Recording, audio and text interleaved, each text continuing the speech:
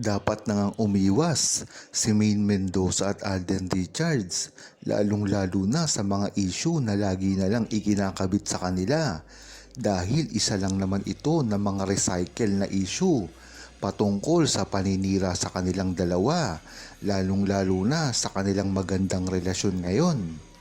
Sabi ni SP Legaspi, dapat lang naiwanan ni Maine Mendoza at Alden Richards kung anuman ang mga naninira sa kanila dahil sa bandang huli sila lang rin ang matatalo dito. Pagka pinatulan nila ito ng pinatulan pa ay sa kanila rin ito babalik at mga negatibo lang ang maaari nilang matanggap at wala namang positibo na mangyayari kung sasagutin nila ito. Tama nga yung sinabi mo, SP Legaspi. Sila rin ang matatalo dito kung papatulan pa nila yan. Wala namang kasing bilang ang mga ipinararatang sa kanila, lalong-lalo na ang mga fake news na lagi lang naman nating naririnig na ipinakakalat ng mga army at ng mga bashers nila.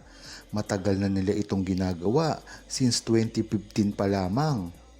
Kaya hanggang ngayon, ang buong True-Blooded Aldab Nation ay naniniwala na dapat ay hindi nang magpaapekto si Alden Richards at Maine Mendoza sa mga negatibo na binabalita sa kanila na wala naman talagang magandang ilalabas kung hindi sirain lang ang tunay na relasyon nila dahil hanggang sa bandang huli sila lang rin ang matatalo dito kung papatulan pa nila ito.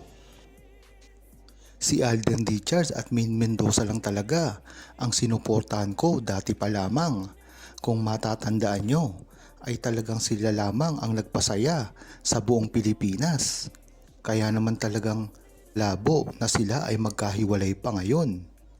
Marami na rin kasi ang bali-balita na talagang nagugulo nila ang showbiz pag silang dalawa ang pinag-uusapan. Kaya ito malamang ang dahilan ng mga paghihiwalay sa kanila at ang mga paninira na ginagawa sa kanila, lalong-lalo na ang mga gustong-gusto silang pabagsakin, ang mga hawak ng mga network na talagang pinupuntirya si Alden Richards at Maine Mendoza na alam naman natin na hindi nila ito magagawa kung wala silang backing ng mga network na gustong sumira kay Maine Mendoza at Alden Richards. Ito ang mga artista at mga starlet na gustong palitan sa trono si Maine Mendoza at Alden Richards. Kung talagang matatandaan nyo, ay talagang si Alden Richards ang puntirya nito dahil talagang nagbibigay ng box office hit si Alden Richards. Kaya kung matatanggal man nila si Maine Mendoza sa picture, ay napakalaking tagumpay ang nagawa nila. Ang masama lang dito, si Maine Mendoza ay hindi na gumagawa ng aksyon ngayon at talagang ipinauubaya na lamang kay Alden Richards ang mga pangyayari. Maganda rin ang ginagawa nito ni Maine Mendoza nang sa gayon ay hindi siya mapuntirya ng mga bashers. Lalong-lalo na ngayon na napakarami ang mga fake news na pinalalabas kay Maine Mendoza at asahan natin na marami pa itong ilalabas. Kaya dapat ay pag-ingatan natin si Maine Mendoza at ang mga bali-balita na tutulig sa kanya. Si Maine Mendoza nga kahit napakaganda niyang magsalita ay kung talagang pupuntriyahin siya ng mga bashers at mga naninira sa kanya ay magagawa nila ito. Kaya dapat ang suporta natin ay na kay Maine Mendoza at Alden Richards pa rin kahit anong mangyari.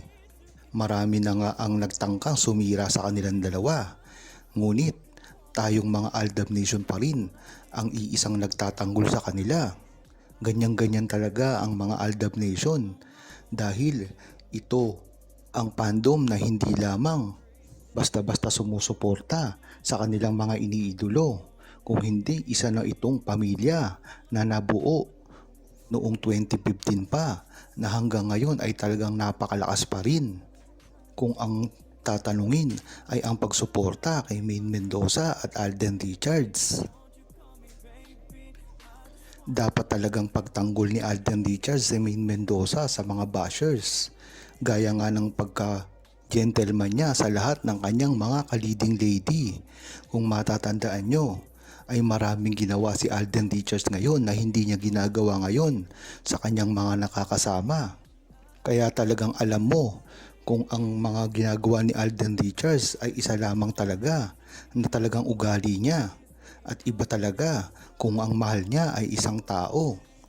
Napakagandang ginawa ni Alden Richards pagdating kay Maine Mendoza noon kahit saan pa siya magpunta.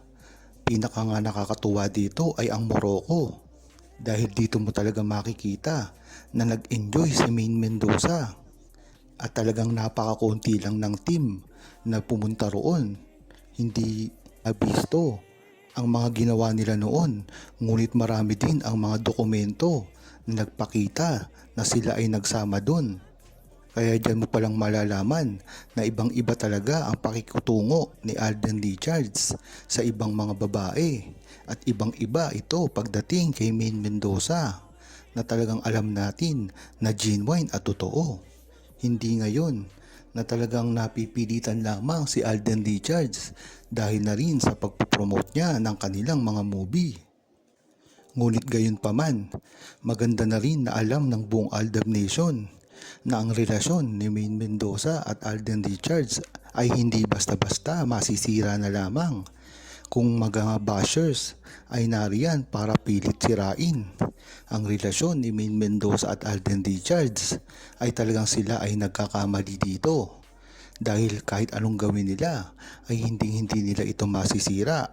Ang buong Aldab Nation ay nakaredy para ipagtanggol si Maine Mendoza at Alden Richards at kahit kailanman hindi nila ito matatalo. Napakarami ng buong Aldab Nation.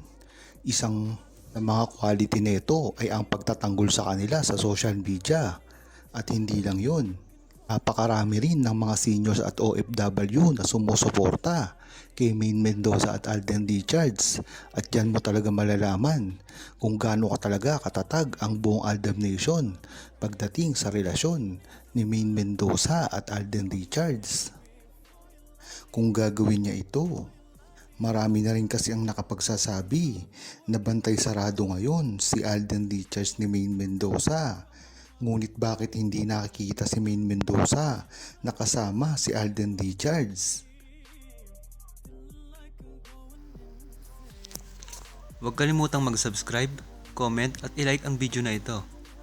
Thanks for watching!